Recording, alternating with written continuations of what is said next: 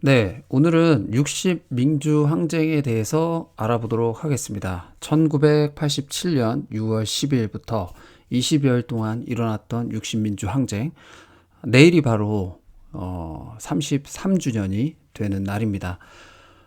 과연 이때 우리나라에 어떤 일이 벌어졌길래 60 민주 항쟁은 1987이라고 하는 영화로 재조명되었던 것일까요?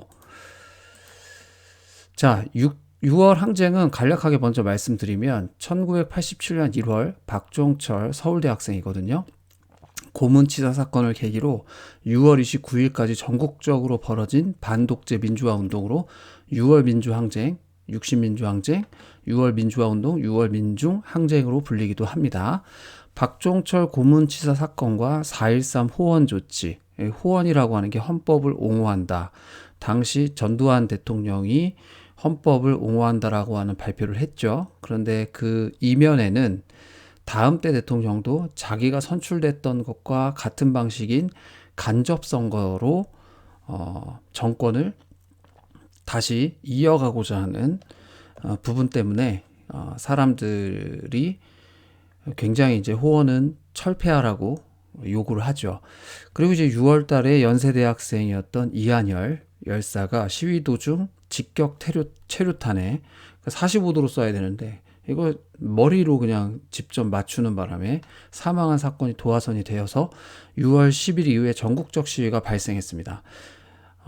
그래서 아마 20여일 동안 500여만 명, 그리고 6월 26일 날 국민평화대행진이 있었는데 3일 후에 당시 차기 대통령 후보이자 여당 대표였던 민정당이었거든요. 노태우 당시 대표의 수습안 발표로 대통령 직선제 개헌이 이루어지게 됩니다. 1987년 12월 16일 직선제 대통령 선거가 치러지게 되죠. 6월 항쟁은 대한민국 민주화에 큰 영향을 주었을 뿐만 아니라 사회운동이 비약적으로 성장하는 효과를 가져왔습니다. 구체적으로 배경부터 좀 살펴볼게요. 1979년으로 거슬러 올라가셔야 됩니다. 자, 여기 보시면은 그 중앙정보부장이었던 김재규에 의해서 박정희 전 대통령과 차지철 경호실장이 사망했죠. 그때 현장을 검증하는 사진입니다. 근데 이 수사를 누가 맡았느냐? 여기 이 사진 가운데 앉아 있는 전두환 당시 보안사령관. 이 수사를 맡았는데 수사를 열심히 하라고 했더니 12월 12일 날 육사 11기 하나회를 중심으로 군사 반란을 일으킵니다. 쿠데타를 일으켰어요. 하급자인 별 2개 보안사령관이 당시 별 4개 육군 참모총장을 막 잡아가고 했단 말이에요. 자, 이렇게 되면서 당시 이제 최규하 대통령을 꼭두각시처럼 혹은 로봇처럼 조종하면서 결국엔 자신이 대통령이 되고자 하는 시나리오를 써나가기 시작했습니다. 근데 아는 사람들은 다 알았을 거 아니에요. 특별히 대학생들을 중심으로 해서 신군부, 그러니까 박정희에 의한 군부가 끝난 줄 알았더니 새롭게 등장한 군부, 이른바 새로운 신자를 써서 신군부에 의해서 다시 정권이 권력이 움직이는 것들을 보니까 이래서는 안 되겠다라고 하면서 신군부 물러나라고 대학생들이 어마어마하게 데모를 합니다. 집회를 해요. 서울역에서 당시 서울시내 30개 대학에서 무려 10만 명의 대학생들이 모였습니다. 예, 이 사진이고요. 5월 15일 날이었어요. 그런데 이제 더 진출을 안 하고 자진 해산하죠. 그럼에도 불구하고 이틀 후에 당시 그 전두환은 계엄령을 전국적으로 확대하고 국회도 해산합니다. 이 과정에서 가장 또 저항이 심했던 전라남도 광주는 특전 공수부대를 투입해가지고 유혈 진압을 무차별하게 하게 되죠. 그리고 그 과정에서 시민들이 많이 희생당했을 뿐만 아니라 또 최근에는 그 전남 도청의 당시에 맞은편에 있었던 전일 빌딩의 벽면에 수십 발의 헬기 사격 탄은이 발견됐잖아요. 근데 쏜 사람은 있는데 명령자가 없어요. 과연 누가 그런 명령을 했는가? 정당 방위 차원에서 무기도 없는 시위대를 향해서 발표했겠는가? 그렇지 않죠. 누군가는 명령을 한 사람이 있었기 때문에 헬기에서 혹은 또 지상에서 이렇게 시민들을 향해서 총을 쏜 거 아니겠어요? 자, 그 이듬해 이제 군복을 벗고 그 대통령 선거인단에 의해서 장충체육관에서 대통령으로 추대됩니다. 그래서 12대 전두환 대통령이 되는데, 이게 이제 당시에 그 장충체육관에서 간접선거로 뽑혔다고 그래서 체육관 대통령이다, 뭐 이렇게 우스갯소리로 비아냥거리기도 했었습니다. 그러니까 정통성이 없는 거예요. 이렇게 국민들을 피로 물들이고 죽인 사람에게 권력의 정당성이 있을 수 없잖아요. 그래서 이 부분에 대한 문제 제기가 지속적으로 있었고, 물러나라는 요구들이 계속적으로 국민들 사이에서 확산되기 시작합니다. 근데 물러날까요? 전혀 물러나지 않죠. 그러던 중에 1987년 1월 14일 날 한 대학생이 죽게 됩니다.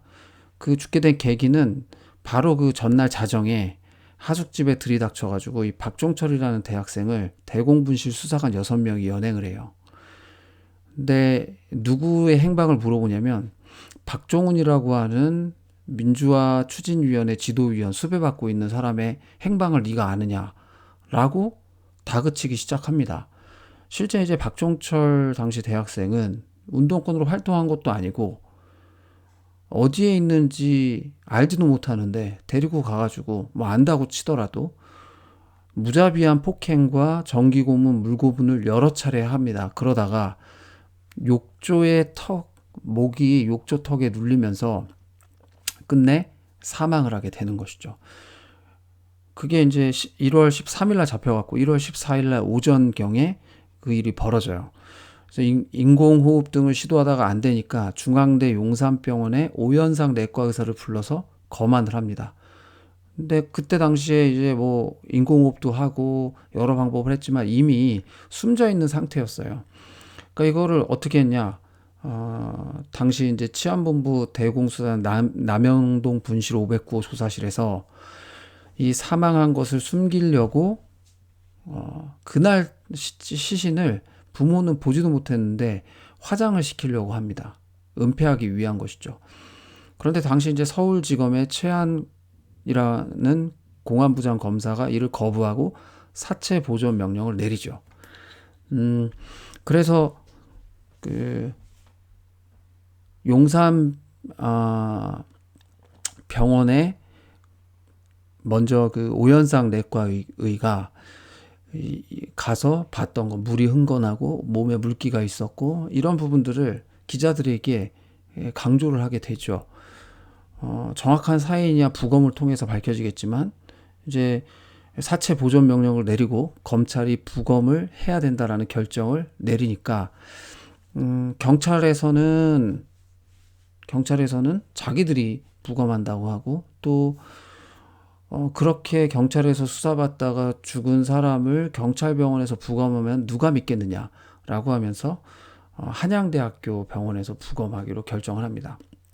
그래서 당시 이제 황적준 국립과학수사연구소의 부검이가 부검을 하게 되죠. 근데 이제 이 사실에 대해서 검찰이 기자들한테 살짝 흘립니다. 서울대생이 수사 도중에 죽었다라는 사실을 누구에게 흘리느냐? 여기 보면은 이제 중앙일보의 신성호 기자에게 흘려요. 그러니까 1월 14일 날 오전에 박종철 서울대 학생이 수사받던 도중에 고문에 의해서 죽었는데 여하튼 경찰은 큰일 났어. 남영동 대공분실에서 서울대생 한 명이 죽었어. 뭐 이런 이야기를 통해서 이걸 듣고 이제 퍼즐 조각 맞추듯이 맞춰가다 보니까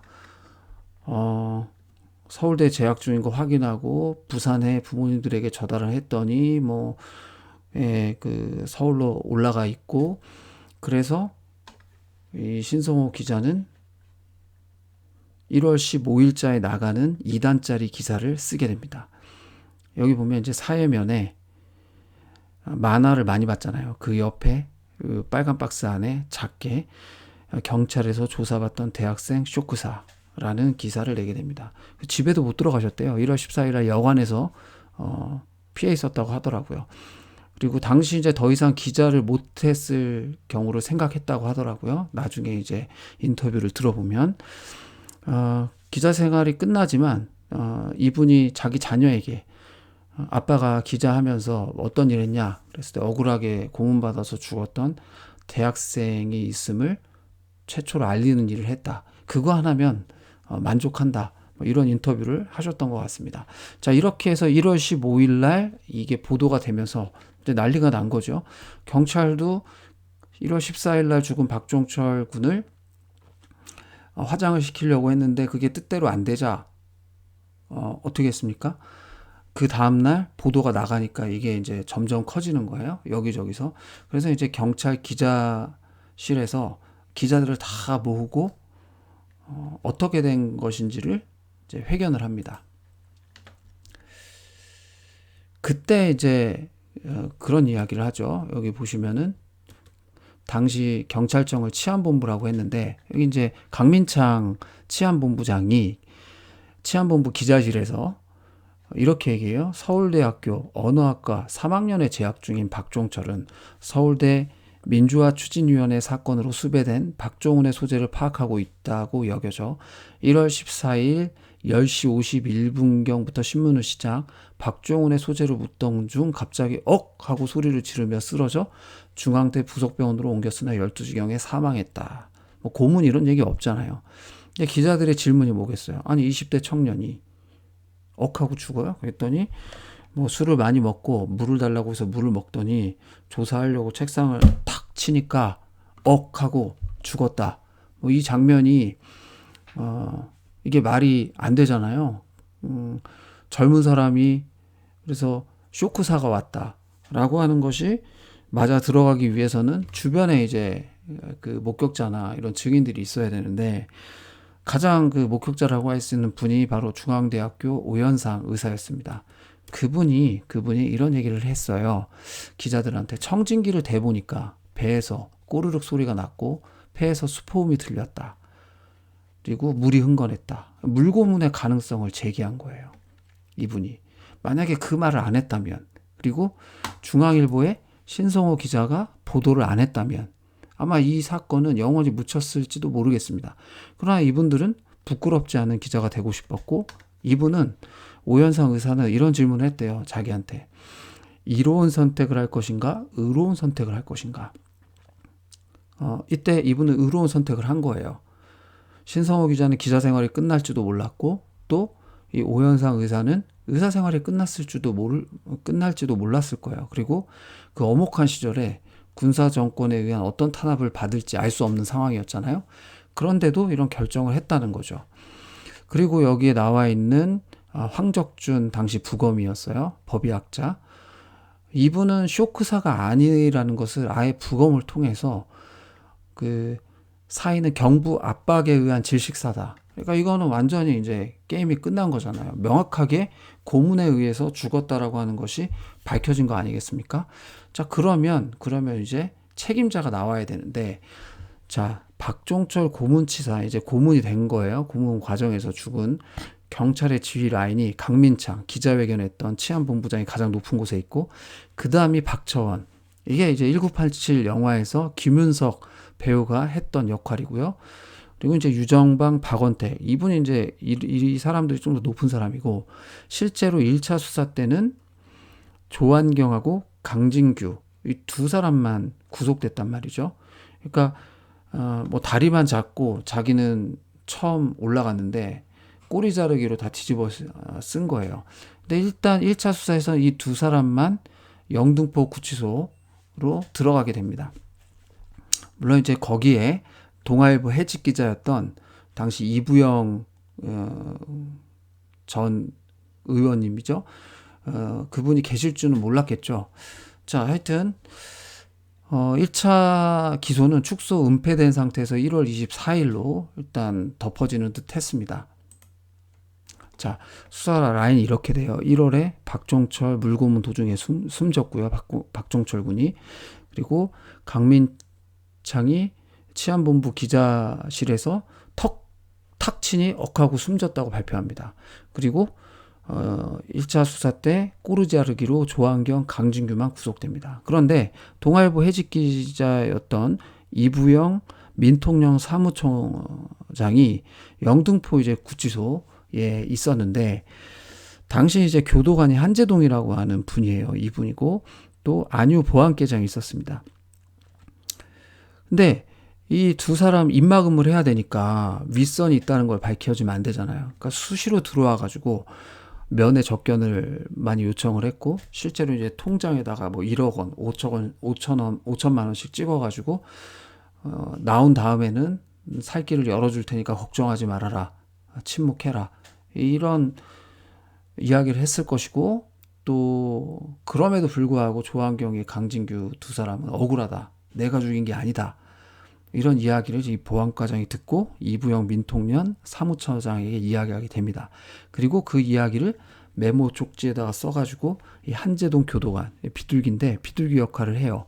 그래서 이분이 당시 이제 김정남이라고 제야 인사에게 그걸 전해요. 전하고 그분이 신민당 야당 당사를 찾아갔는데, 실제 신민당 당사에서는 그걸 발표하지 못합니다. 어마어마한 내용이니까. 사회적 파장이 클 수 있잖아요. 이 조사가 은폐됐다라는 것이. 그래서 5월 18일 날 당시 이제 김승훈 신부님이라고 천주교의 정의구현 사제단이라고 하는 곳에 가장 나이가 많았던 김승훈 신부님이 5.18 민주항쟁 7주기 추모 미사 때 이거 이제 성명을 발표해 버려요. 박종철 고문치사 사건은 축소 은폐됐다. 그래서 다시 2차 수사가 벌어져서 나머지 그 고문 경찰들이 21일, 29일 날 추가 구속되는 거예요. 결국에는 이 강민창 치안본부장도 결국에 황적준 의사에게 쇼크사, 심장마비로 부검을 발표해라 라는 압박을 넣었다는 것을 일기장에다가 써놨는데, 그게 나중에 나오면서 이분도 결국엔 구속되게 되는 것이죠. 자, 이건 이렇게 이제 흘러가고 있었습니다. 자, 그런데 위에서는 1987년 4월 13일 날 당시 이제 전두환 대통령은 본인은 임기 중 개헌이 불가능하다고 판단하고 현행 헌법에 따라 내년 2월 25일 본인의 임기 만료와 더불어 후임자에게 정부를 이양할 것을 천명하는 바입니다 라고 발표를 해요. 이게 호언 조치입니다. 당시 이제 동아일보에 현행 헌법으로 정부를 이양하겠다. 그러니까 대통령을 국민의 손으로 뽑는 게 아니라 대통령 선거인단에 의해서 간접으로 뽑겠다는 거예요. 그럼 선거인단이 제대로 국민의 뜻을 반영했느냐? 반영 안 했죠. 왜? 신군부를 대통령을 이미 만들었잖아요. 그러니까 국민의 뜻이 왜곡될 게 뻔한데 그걸 옹호한다라고 조치를 발표했고, 이후 한 달이 좀 더 지나서 정의구현 사제단에서 7주기 추모 미사 때 이걸 발표합니다. 고문, 치사, 범은 따로 있다. 사제단의 충격 성명. 그래서 박종철 메모라고 하는 것. 그래서 이 김승훈 신부가 판도라의 상자를 열어버린 거죠. 그래서 추가로 수사를 받고 이 메모에 의해서 나머지 고문 경찰들이 잡혀가게 됩니다. 자, 이렇게 되고 이제 호원을 철폐하고 신군부는 물러나라라는 전국적인 집회가 계속적으로 일어났지만 체류탄을 쏴가면서 시위를 진압했고, 또 공포정치와 같은 그런 분위기로 계속 몰아갔고 전혀 물러나지 않았습니다. 자, 이런 분위기 속에서 1987년 5월 27일 날 민주헌법 쟁취 국민운동본부가 그 명동성당에서 대각선 한시 방향으로 한 60m, 70m 정도 가면 향림교회가 있어요. 거기에서 2200여 명이 함께하는, 재야 지도자가 함께하는 민주헌법 쟁취 국민운동본부를 결성합니다. 그래서 그 장소를 이 향림교회에서 대여해 준 거예요. 그래서 지금도 그 교회에 가보면은 문 옆에 기둥에 그걸 기념하는 현판이 달려 있습니다. 야고보서 3장 18절 정의를 심어 평화의 열매를. 네, 실제로 당시 기독교계에서의 어떤 의미 있는 활동들이 많이 없었던 것 같지만 또 향진교회 같이 그 역할들을 감당하는 교회들이 있었습니다.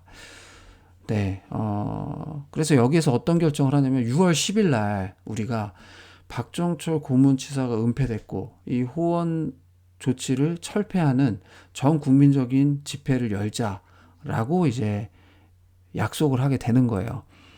그래서 이제 6월 10일을 앞두고 연세대학교에서 6월 9일 날 이 출정을 위한 연세인 결의대회를 하는데 그 과정에서 여기 보시면 이한열이라고 하는 학생이 체류탄이 직격으로 싼 것을 머리에 맞습니다.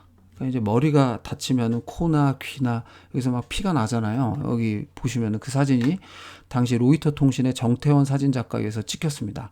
그래서 이게 6월 9일 날 오후에 해외에 보내져서 해외 언론에 알려지게 되고 또 난리가 난 거죠. 이제 아마 맞고 머리가 아프다 이 말을 하고 그리고 몸에 마비가 온다. 이게 아마 마지막 말이었던 것 같아요. 그리고 아마 의식이 있을 때 내일 시청에 가야 되는데 그 말을 하시고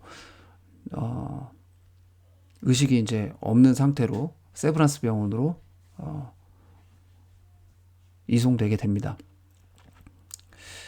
그래서 6월 9일 날 이 일이 있고 이 소식을 들은 연세대에서 6월 10일 날 이 부분에 대해서 더 문제 제기를 해야 되겠다라고 생각하고 당시 이제 최병수 작가가 한여리를 살려내라는 것을 이게 밤새도록 조각을 하셨대요.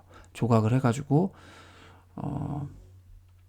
거의 동이틀 무렵에 한 180장 정도를 찍어서 밀고 민주화 실천 가족 운동 협의회 어머니들이 이 판화를 들고 행진을 하고 이건 이제 부산에서 고명진 사진작가가 나의 조국이라고 하는 작품이 그때 이제 한 청년이 우통을 벗고 태극기를 배경으로 두 손을 올리면서 체류탄이 터지는 곳을 달려가고 있죠. 60항쟁의 상징적 사진으로 쓰여지고 있습니다. 자, 이렇게 해서 전국 18개 도시에서 박정철 고문치사 조작 은폐 규탄 및 호원철폐 국민대회가 열렸고요. 6시에 경적을 울리기도 했고 시민들은 손수건을 흔들면서 동참하기도 했고 근데 이 10일의 이 분위기를 다시 해산하지 말고 명동성당으로 다 가서 5박 6일 동안 여기에서 이제 투쟁을 날마다 이어갑니다. 당시에 이제 그 명동성당에 많은 인원들이 지금 들어가 있잖아요. 그래서 김수환 추기경께서 당시에 그런 말씀을 하셨대요. 민주화를 외치는 사람들을 내가 어떻게 나가게 할 수 있느냐. 그 사람들을 잡아가려면 먼저 나를 밟고 넘어가야 될 것이다. 라고 지지를 해줍니다. 그리고 5일 동안 진행될 때 명동성당 담 하나를 두고 개성 요구가 있었는데 여고생들이 응원 쪽지를 쓰고 도시락을 넘겨주고 그렇게 했었어요. 그러니까 온 국민이 남녀노소 지역을 초월해서 한마음이 되어서 호원철폐와 또 독재를 타도하고자 했던 마음들이 막 모이는 과정에 있었다는 거죠. 그리고 이제 6월 15일 날 수녀들이 민주화를 향한 간절한 소망의 기도를 이렇게 나란히 서서 기도를 올리기도 했습니다. 그리고 직장인들은 퇴근하면 넥타이 부대가 돼서 또 힘을 실어주기도 했었죠. 자, 이런 힘을 모아서 이제 5박 6일의 투쟁이 끝나갈 무렵에 6월 18일 날은 체류탄 추방대회라는 것을 열어요. 그래서 그 명동 일대에서 전국의 대학생들이 다 모여가지고 민주헌법쟁취 국민운동본부 줄여서 국본이라고 하는데 체류탄 추방의 날에 5박 6일 동안 이어온 항쟁의 불씨를 이어가죠. 그래서 체류탄을 쏘지 말아라. 그리고 삼양화학이 체류탄을 많이 만들었는데 여기 막 불매운동을 해야 된다. 이런 이야기도 나오고 서울뿐만 아니라 부산, 대구, 광주 전국적으로 퍼져나갑니다. 여기에서 이제 더 나가서 6월 26일 날은 민주헌법 쟁취 국민평화 대행진을 열게 됩니다. 민주헌법 쟁취 대행진에 이르기까지 20여일간 연인은 500여만 명이 참가했고 직선제 개헌, 민주화 촉구, 거리 집회, 시위, 농성이 계속됐고 이때 6월 26일 날 국민평화 대행진은 전국 33개 도시하고 4개 군읍 지역에서 100만 명이 참가해서 6월 항쟁 중에 최대 규모를 기록했습니다. 이날은 전국에서 호원철폐와 독재 타도라는 함성이 울려 퍼졌었고요. 당시에 이제 얼마나 모일까라고 주최 측에서도 고민을 했던 모양이에요. 그런데 뭐 광주에서 50만, 전주 15만, 60대회에 한 3배 정도 될 것 같은, 그래서 성공했다라고 통화도 했던 그 기록들이 남아 있습니다. 자, 드디어 이제 국민들의 이 끊임없는 요구에 당시 민정당 대표죠, 노태우 대통령 후보이기도 했고요. 직선제를 받아들이겠다라고 개헌 요구를 받아들여서 발표를 하는 장면입니다. 6.29 민주화 선언이에요. 네. 그래서 대한민국 헌법에 보면 대한민국 주권은 국민에게 있고 모든 권력은 국민으로부터 나온다라고 하는 것이 어떻게 보면 실현된 날이라고 할 수 있는 거예요. 그래서 직선제 개헌을 통한 1988년 2월 평화적으로 정부를 이양한다라는 것을 주요 골자로 한 내용을 발표합니다. 그리고 당시 야당의 총재였던 김대중 전 대통령이었죠. 그때는 야당의 총재를 사면 복권하겠다라고 발표하기도 합니다. 그날 얼마나 기뻤겠어요. 국민들이. 네, 1월 달에 박종철 서울대생의 고문 죽음, 그리고 6월에 이한열 연세대 학생의 죽음, 그리고 전 국민, 전국 남녀노소가 함께 자발적으로 해서 6.29 민주화 선언이 발표되자 어떤 반응이 있었느냐. 네, 오늘 기쁜 날 차값은 무료입니다. 그래서 막 공짜로 차도 주고 얼굴 표정이 얼마나 밝습니까? 그리고 6.29 선언 관련 김대중 그리고 김영삼 당시 제야 인사 중에서 또 야당 정치 인사 중에서 가장 명망이 있었던 두 분도 환영의 의사를 기자회견을 합니다. 네, 마지막 말이 시청에 가야 되는데 라고 얘기했던 이한열 열사는 영정사진이 되어서 시청으로 들어가게 되죠. 7월 5일 날 숨을 거두셨고, 그리고 7월 9일 날 체류탄을 맞은 지 한 달 만에 영정사진이 되어서 장례식이 민주국민장으로 모든 국민들이 추모하는 국민장으로 시청에서 치러지게 됩니다.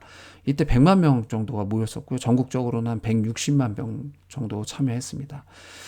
이때도 경찰은 체류탄을 발사하고 곤봉을 휘둘렀죠. 예. 그러니까 아직도 그 6.29 선언을 발표했지만 완전히 뒤로 물러난 게 아니었던 거예요.